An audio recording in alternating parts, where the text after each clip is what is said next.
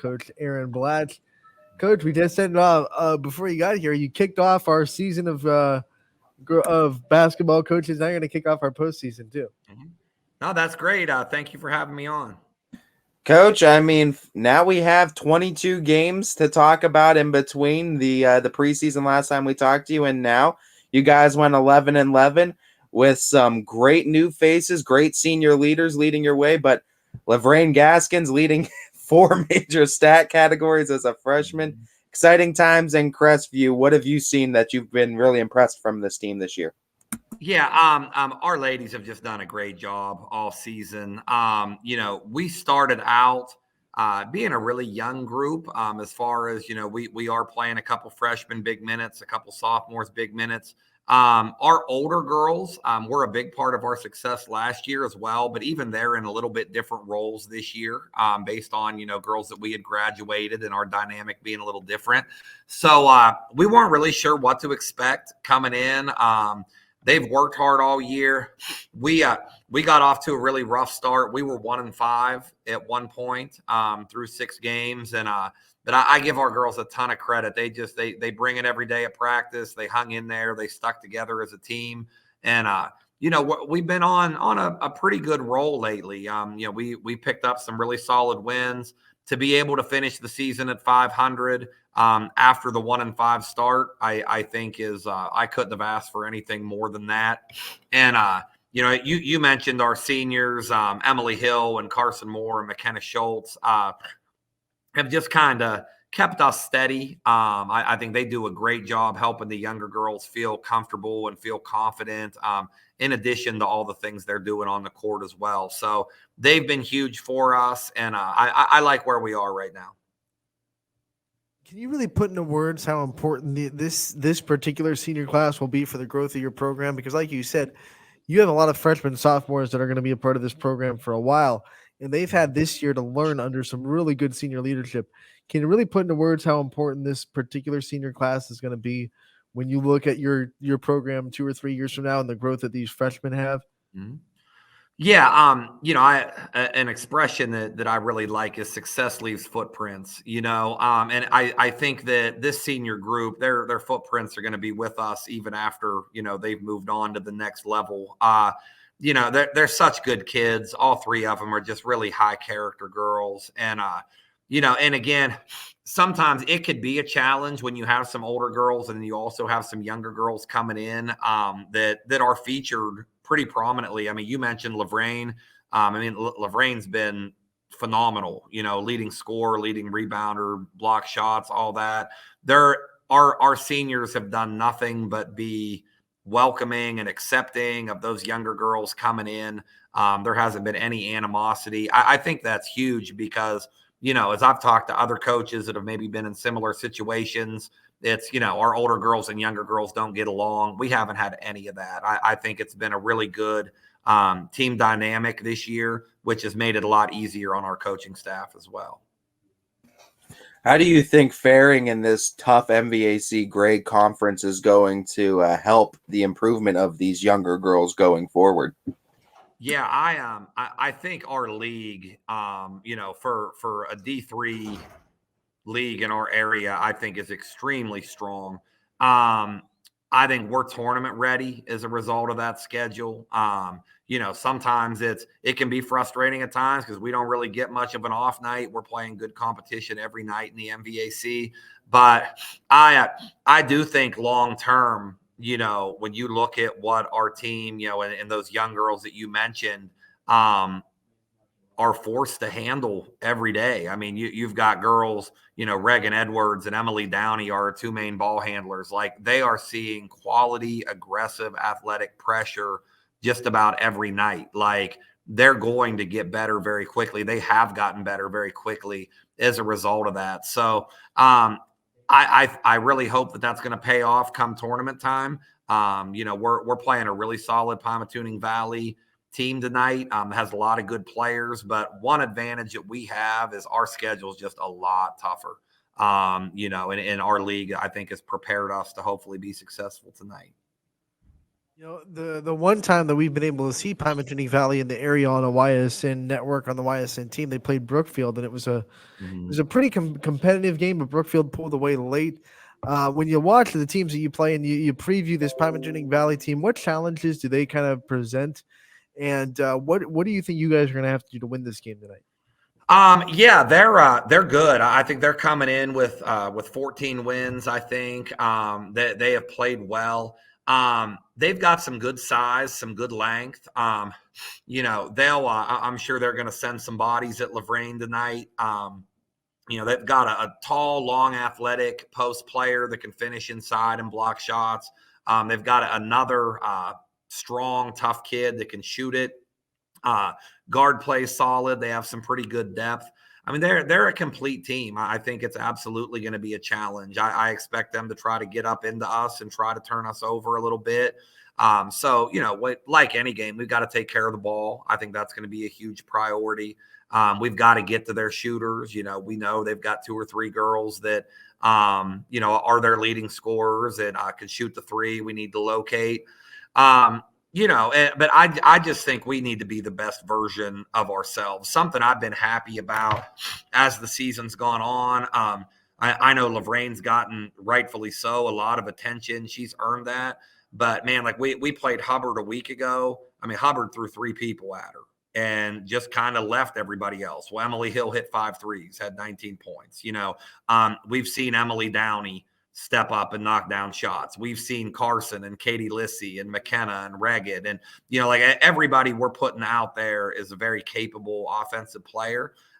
So I think that, Lavraine's going to get hers. That's what she does. But everybody else needs to play with a lot of confidence and be ready to step in and make some shots because, I'm sure when they're looking at us on tape, the game plan's probably going to start with the 6'1" redhead that leads us in most categories. So they're going to try to get to her for sure.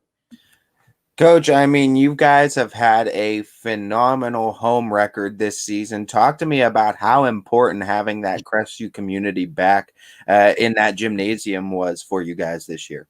Yeah, it's been nice this year. Certainly not post-COVID. I know COVID's still very much a thing, but some of the regulations have eased up. It's been great having a little bit more of a home crowd this year. We've always played well here. What I like, though, early in the year, I felt like we played very well at home, and we really had some games where we struggled badly on the road. We're actually coming in with 3 straight road wins, too. Which I think, given that we weren't able to get a home game in the tournament, I think it's a nice confidence boost. But all things equal, we'd much rather be playing this game tonight at our place. Our fans and parents and supporters are great. But we're going to look to try to keep that same momentum going on the road tonight. Coach, the great coaches we talk to always say that they learn as much from their students as they teach them. This group in particular, what have they taught you as a coach, and what have been your biggest takeaways of this season that the players have taught you about your own coaching style that you can take away into your future as a coach? That's a great question. Like I said, we just have unbelievable kids. I think just the importance of communication and learning more and more to over communicate. We've got girls that I think that every kid on our team is just such a high character person.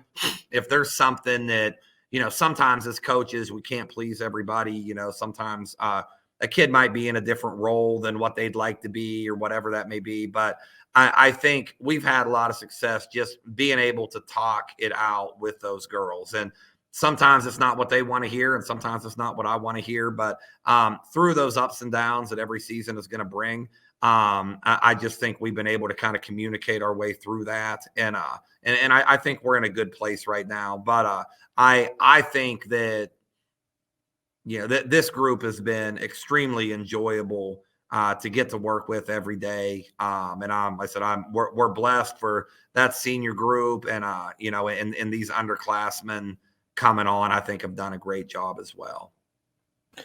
Anthony and I have talked on Running Point before about how impressive the Crestview basketball program, both on boys and girls side, is. It's an impressive program that has some impressive leaders throughout it.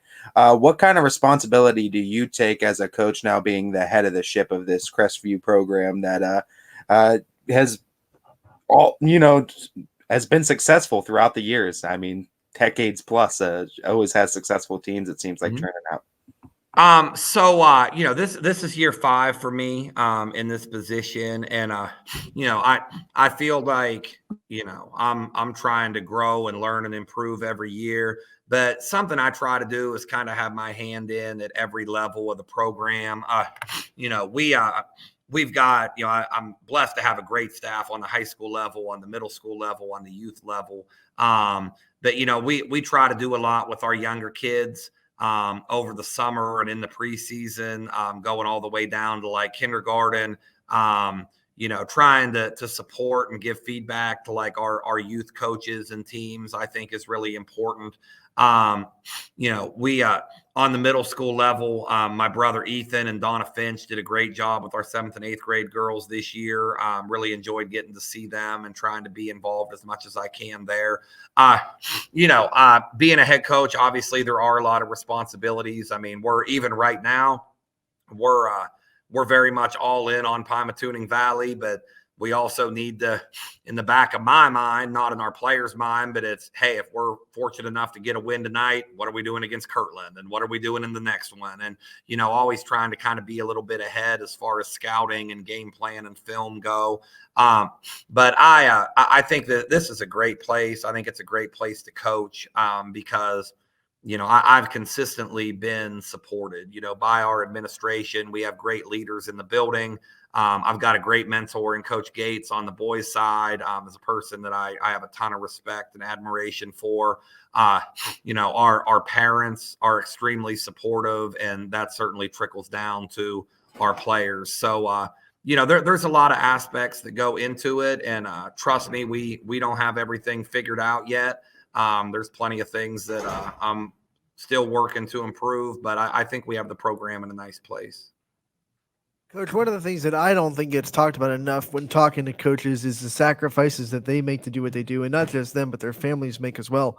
Basketball is the longest season. It goes from October to, if you make a deep enough run, it could go into March. I mean, talk about your family and what they kind of go through and how proud you are, Aaron, and how blessed you are to have them constantly be able to say that you can do this. And it is your 5th year in Crestview, and hopefully you're going to continue to coach for a while after this year as well.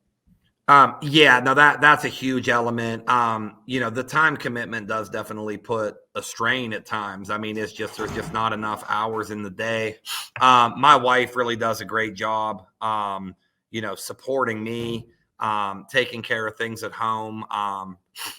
She's phenomenal. My wife, Kimmy. I have 4 young kids as well. My oldest daughter, Kinsley, is in 2nd grade. Got a son, Camden, a 3-year-old Kyla, and a 1-year-old Keegan. So it's hectic at home, but it's great. I'm really blessed to have the family that I do. And honestly, when we had Keegan, our latest, I mean, I asked my wife, like, do you want me to quit? To step down from this position, just because I wasn't sure how well we were going to be able to manage it. But she was adamant that, she knows this is something that I love to do. And, she's been extremely supportive through that whole thing.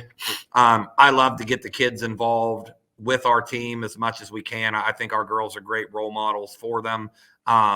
We had a team dinner 2 weeks or so ago, and my whole family went, which was nice.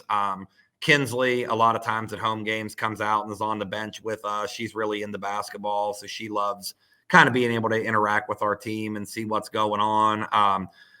Camden, my son, the other day, we're sitting at home and he's asking me how to spell out names. He wanted to draw pictures for some of the girls on our team and kind of make them little cards. So I try to keep them involved, but it is tough at times. I mean, because I'm not home as much as what I would like to be some nights. I've seen some of the plays that Kinsley can draw up. I mean, I'm sure they've made it to your playbook. They might make it to the playbook tonight. Yeah, that's certainly true. She's really into basketball. Not nice player herself, puts a lot of time in, and no, she very much tries to think like a coach as well. So she's fun. Coach, my final question for you too, and it's gonna be two-part. With being at Crestview for 5 years, I want to know first, what's the biggest thing you've learned about yourself from year 1 to year 5? And with this senior group of girls, we always ask seniors to reflect for us, but you've had these girls now from freshman to senior year, most of them, or all of them, I presume. So what is it like now to reflect on these seniors and their growing points through 4 years? Yeah, good questions. I think as far as I'm concerned, I just think the need to constantly be improving and evolving and getting better. I'm obsessed with improvement. And I think for myself as much as anybody on our team, there's a lot of things over the years that I think that I've kind of figured out and I'm in the process of figuring out. I'm sure when we wrap up, there's definitely going to be things that I sit down and think with myself and talk over with our staff and hey, how could we have done a better job here? What moving forward, what do we want to try to accomplish next year? I just think never being complacent because we're in a good spot right now, but we're not where we want to be big picture. I think that we have plenty of goals out in front of us, and for the program to get to where we want it to be, I definitely need to keep getting better and evolving. So I think that's a big thing for me. These seniors, again, I can't say enough good things about them. To me, I think it's more the off the court stuff. I mean, all three, they're talented players. They've been a part of, I think, 55 or 50 some wins, I think, in their tenure. They're a huge part of the on the court success. But I just really enjoy, the relationships and being able to talk to them off the court. And, I'm just really proud of the people that they are. And they've always been good kids. But seeing them kind of grow up and continue to mature over the years has been fun for me and for other members of our staff. And, I'm really excited to see kind of where life takes them next, because I know all three are going to be very successful. Coach, thank you so much for the time today. We love our chances to talk to you. We wish you the best of luck tonight. Congratulations on the great regular season. But we certainly know that your job's not done, and we hope that this tournament run can go as far as humanly possible for you guys. Hey, we're going to do our best. We're very excited, and I appreciate everything that you guys do and giving me the opportunity. I love to talk about our players. They're doing a great job, and hopefully we can keep it rolling for a while longer. Hope to talk to you again real soon, Coach. Thanks, guys.